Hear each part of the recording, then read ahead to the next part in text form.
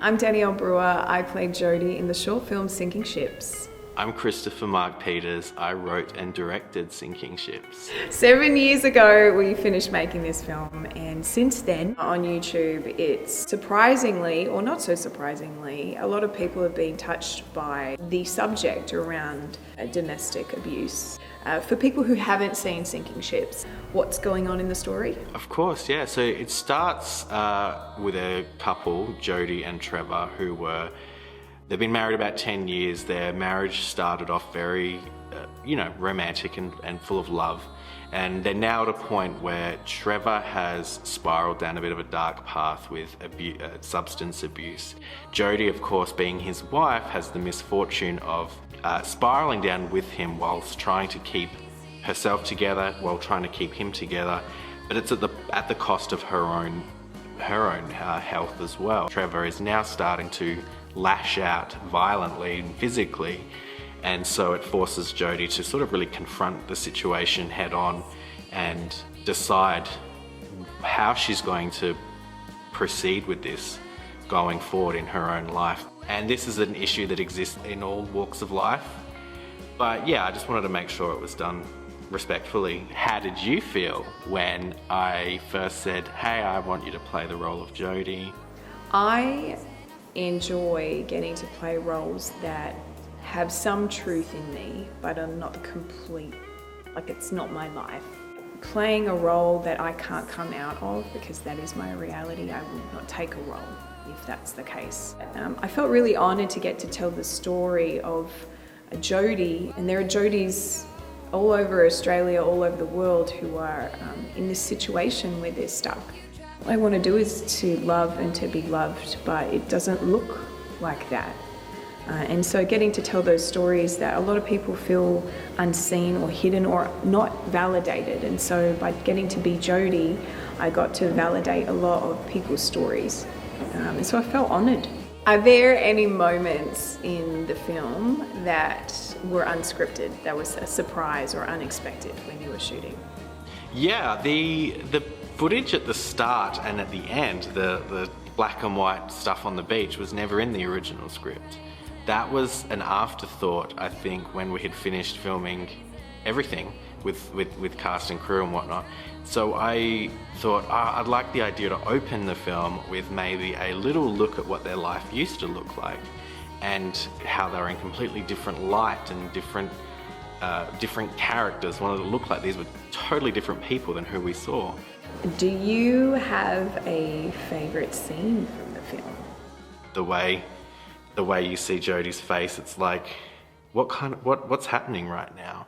And I just like that little, and then it cuts straight to Trevor, who is just completely at rock bottom. I guess I would also ask, what was it like working with your scene partner, Adam T. Perkins, who's a lot of really emotional, big scenes with? He is a generous human being on set.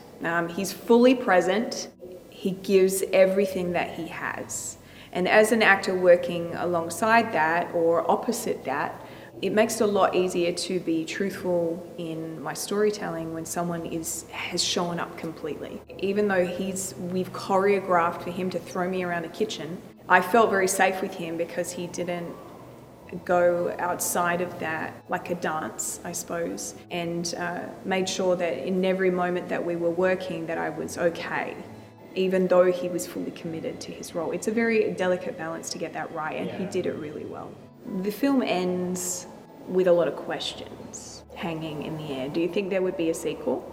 At the time we never planned that. It was literally just this little piece, this little story, this moment in time. And I kind of like the idea that it's left with people going, where could this go? I've read some of those comments where they've said, we want to see a part 2, or would you ever do a follow-up, etc. And, never say never. I think it would be definitely interesting to have a look today of, well, where are these characters now? Where did they go from here? And what's their life all these years later like? Have they learnt a lesson? From your point as the actor, does the character stay with you after the credits roll? And would you want to see where Jodie's at all these years later? I would love to see where Jodie goes. And there's so many possibilities as to where she would end up. Playing a role like Jodie makes her feel like she becomes like a friend that I spent time with, a really intense friend that I spent time with for a while. And sometimes I think about, oh, I wonder where she would have ended up. You know, she'd have a 6-year-old daughter by now. Would she have gone back to him? Would she have not gone back to him? What would have happened? Yeah, there's a part of me that would like to know. Yeah, well, we might find out. Who knows? Anything's possible. Yeah.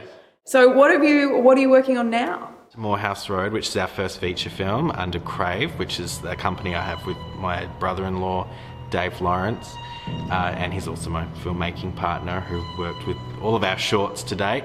We wanted to tackle our first feature film. We thought, we're ready to do it, let's do this. It's a thriller mystery about a group of friends who go across Western Australia, stay at a house along the way.